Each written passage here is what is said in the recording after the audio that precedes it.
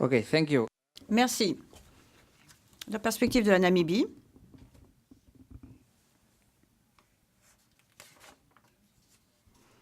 En ce qui concerne notre chaîne logistique des biens de santé, nous avons plusieurs niveaux, comme vous le voyez. Vous le voyez, c'est illustré sur le diagramme.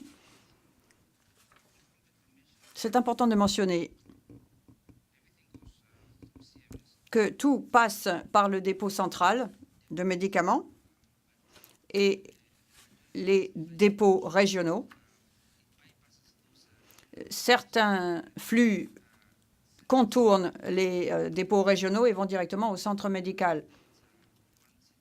Il y a des dépôts régionaux, donc situés dans les régions les plus peuplées, mais la majorité de la population est desservie par le système public jusqu'à 85%, et le secteur privé ne dessert qu'environ 15%.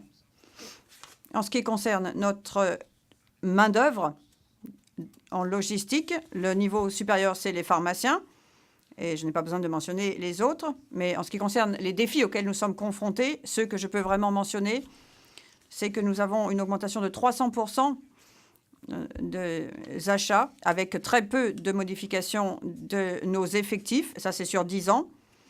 Nous avons également un manque de personnel dans l'ensemble des niveaux de la chaîne logistique de santé. Et je peux également mentionner le dernier point que nous avons connu, c'est une faible motivation et un haut taux de rotation du personnel, parce que dans notre système public, nous n'avons que 11% des pharmaciens enregistrés du pays qui travaillent dans le secteur public, alors que le reste, donc, travaille dans le secteur privé. Merci.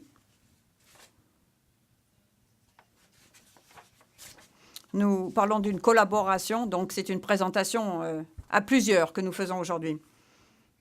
En réponse à ces défis, le gouvernement de la Namibie a pris plusieurs mesures, y compris le déplacement et la restructuration de l'unité de la chaîne logistique, a formé des personnels et fait de la préformation et a recruté également des personnels, notamment expatriés, pour combler les lacunes.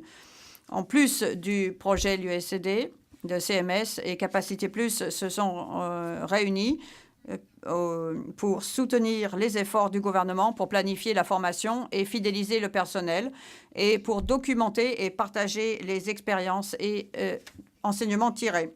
La collaboration comprend 4 activités. Tout d'abord, un exercice de cartographie des compétences pour comprendre les lacunes et les chevauchements dans les fonctions logistiques clés qui est tiré du catalogue des compétences de PTD. Nous utilisons la méthodologie du WISN, des indicateurs des besoins, pour établir les besoins en personnel. Et puis, nous mettons en œuvre un programme d'amélioration des performances pour identifier les lacunes en matière de compétences et de qualification et pour mettre en place des formations pour combler ces lacunes. Et puis, nous établissons des enquêtes, notamment les enquêtes DCE, pour créer des paquets d'incitatives pour renforcer la fidélisation dans le secteur de la chaîne logistique de la santé publique. La cartographie des compétences a été réalisée au mois d'avril et d'autres activités ont démarré au mois de mars et d'avril et devraient être terminées avant la fin de cette année.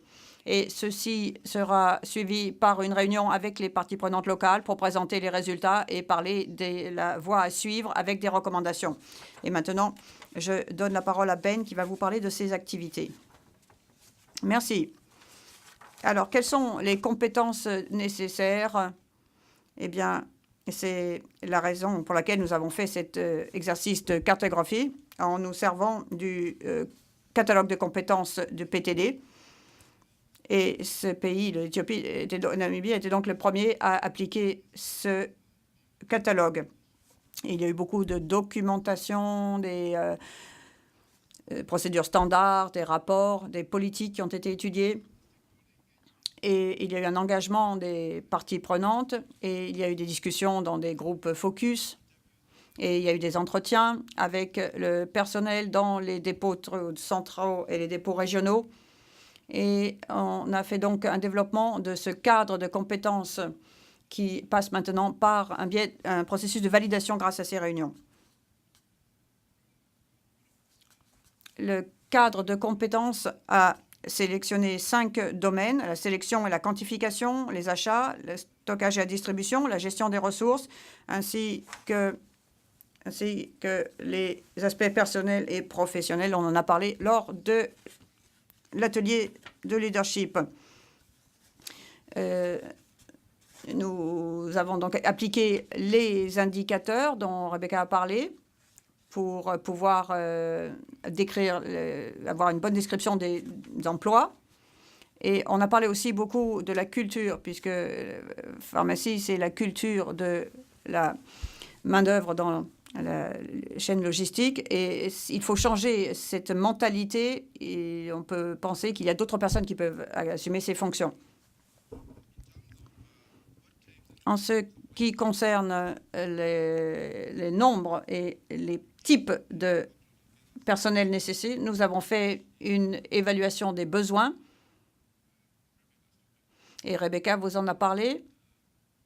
Nous avons mis en place des normes d'activité dans des groupes de travail. Nous avons collecté les données, et des données qui nous ont permis d'analyser les besoins et les charges de travail. Et nous avons utilisé le logiciel WISN pour faire les calculs. Et ceci nous a signalé qu'on avait besoin de 4 fois plus de personnel de la chaîne logistique était nécessaire, y compris dans les centres de santé. On s'est rendu compte que la charge de travail et on s'est rendu compte qu'on avait besoin de 128 personnes, là où on n'en avait que 8 pour le moment. Donc, ces résultats doivent encore être validés, mais ce sont les résultats préliminaires que nous avons là. Donc, il faut comprendre qu'on a un groupe d'experts qui est engagé et qui est bien formé et qui peut soutenir ces activités d'évaluation. Parce que ces activités sont critiques. Et on nous a parlé du besoin de faire du plaidoyer au niveau de la chaîne logistique et au niveau national pour avoir un changement des mentalités. Nous sommes demandés comment on pouvait établir des incentives pour recruter et fidéliser les main-d'œuvre et quel paquet d'incentives était possible à réaliser. Et nous avons réuni les différentes parties prenantes dans le secteur privé, dans le secteur public, pour établir une liste d'incentives désirés qui seront utilisés pour développer cet outil. Et les gens pourront choisir ces outils et prendre leurs décisions sur la base de ce qui leur semble le plus désirable. Les résultats finaux doivent être administrés au niveau national, parce que ce processus d'approbation très long, et ça nous l'avons appris à la dure. Donc nous attendons encore les résultats finaux, mais nous devrions pouvoir déployer ces résultats d'ici la fin de l'année. Donc l'un des enseignements tirés, c'est qu'il faut attendre un certain nombre de résistances, notamment en question des salaires. Il y a des résistances. Les salaires dans les pays à faible revenu, c'est une discussion difficile et c'est pourquoi il y a des fois des migrations. Donc, il y a beaucoup d'aspects délicats et il faut anticiper les problèmes que l'on peut rencontrer à cause de ces discussions. Pour finir, il y a le programme d'amélioration de la chaîne logistique de santé. Nous avons réfléchi aux questions de renforcer les capacités. Et pour ce faire, nous avons réalisé plusieurs activités, notamment une formation Et nous avons réalisé que pour mettre en œuvre ces activités, il fallait présenter aux managers ces activités, leur montrer, leur faire comprendre. Et nous avons fait cela grâce à une série de réunions. Nous avons aussi fait des visites pour étudier les questions clés, pour que les managers puissent établir la liste des priorités d'intervention. Il y a eu un audit qui a été réalisé, il y a eu des lacunes qui ont été identifiées dans les descriptions des emplois. Ces choses n'avaient pas été faites depuis 6 ans au moins. Et cela permettait de préparer les personnes aux interventions en matière de formation du personnel. Les indicateurs de performance clés ont été développés. On a pris des mesures de référence. On a identifié les indicateurs nécessaires, les indicateurs de produits, notamment en ce qui concerne les documents clés qui sont en place. Les personnels ont fait des activités, des fonctions selon ces documents. Et les indicateurs de résultats en ce qui concerne les livraisons à temps des produits dans les centres de santé et le niveau de service et les autres indicateurs clés pour mesurer les performances de livraison. Et une revue de ces indicateurs aura lieu au mois de novembre. Et on se rend compte qu'il y a toujours des défis. On ne fait jamais les choses comme prévu parce que l'environnement est difficile. Et je laisse la parole à Rebecca pour qu'elle termine. Ben a mentionné certains des enseignements que l'on a tirés et l'enseignement général est présenté ici. Comme il a dit, certaines des activités prennent plus de temps que prévu. Il y a eu des défis au niveau des achats dans les dépôts centraux qui ont demandé notre attention. Donc, nos activités ont été moins priorisées pendant un certain temps. Et PTD a fourni une plateforme qui a permis la collaboration et la coordination des différents projets et des différentes organisations. Et cette collaboration a montré qu'il était possible d'adapter le catalogue de compétences PTD ainsi que d'autres outils de gestion des ressources humaines pour améliorer la fidélisation du personnel. Et les efforts ont demandé aussi beaucoup de leadership et beaucoup de soutien technique pour maintenir l'élan. Les étapes suivantes, il s'agira de finaliser les 4 activités et comme je l'ai dit, avec les parties prenantes de la chaîne logistique nationale et pour se mettre d'accord sur des recommandations d'avenir. Et nous devons également documenter le processus et les résultats et nous pourrons partager donc ces résultats plus largement avec la communauté de PTD. Merci. Comme nous sommes un peu en retard, il faudrait commencer à prendre les questions tout de suite. Nous allons prendre 3 questions dans la salle et puis vous pourrez bien sûr parler avec les panélistes pendant la pause café. Donc nous avons besoin de 3 personnes qui veulent poser des questions rapides. Ici et derrière.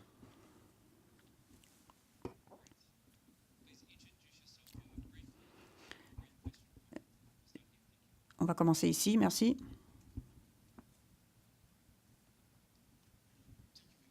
Merci beaucoup. Jean-Baptiste Kakoma.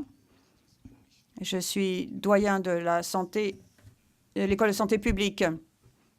Comme ça a été, la présentation a été en français, je vais poser ma question en français. Vous disiez que la formation, c'était de niveau maîtrise 2. Je suppose que c'est maîtrise complémentaire. Suivant Bologne. Et par conséquent, je voudrais savoir quels sont les prérequis pour l'admission. 1. 2. Quelle est la durée de la formation? Et enfin, 3. Je souhaiterais savoir si la formation est de type exclusivement académique, professionnel ou les deux à la fois.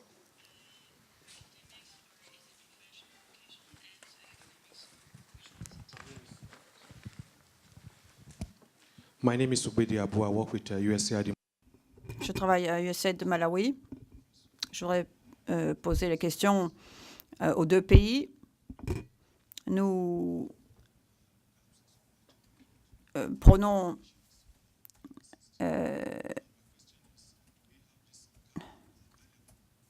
les cadres pour améliorer la gestion des ressources humaines. Nous créons une demande. Est-ce que les cadres existent et dans les pays et peuvent être recrutés dans les systèmes? Thank you. Hi, I'm Jennifer Rubin. I'm with UNICEF Supply Division. Je travaille à la division d'approvisionnement de l'UNICEF. Une question aux deux pays. Je voudrais savoir dans quelle mesure il y a des obstacles structurels ou réglementaires aux activités que vous mettez en œuvre en termes d'incentifs et de politiques de recrutement, et comment on peut faire face à ces difficultés, et aussi la mesure dans laquelle c'est quelque chose qui a été incorporé dans un plan de santé national qui peut être budgétisé, etc. Et est-ce que vous avez eu des problèmes autour de ces budgets? Jessica, you can go first. Jessica d'abord. Ok, merci. Pour la première question sur la durée, sur la formation du master, donc c'est un master 2, donc qui dure 2 ans, maîtrise et master, qui est sur le système LMD, qui est basé sur le système LMD. Donc les candidats à l'entrée du master, donc les prérequis, c'est un niveau licence minimum, donc 3 ans d'études pour les inscriptions externes. Pour les inscriptions internes, ce que j'appelle interne, c'est sur concours de la fonction publique. Les candidats doivent être préparateurs d'État en pharmacie, avoir une expérience professionnelle au sein de l'administration de plusieurs années et d'avoir également un niveau licence. Voilà. Après, la formation est à la fois académique et professionnelle. Les étudiants alternent entre cours théoriques et pratiques, avec des stages professionnels au sein de structures de santé et des applications terrain qui sont organisées par l'Institut Bioforce. Voilà.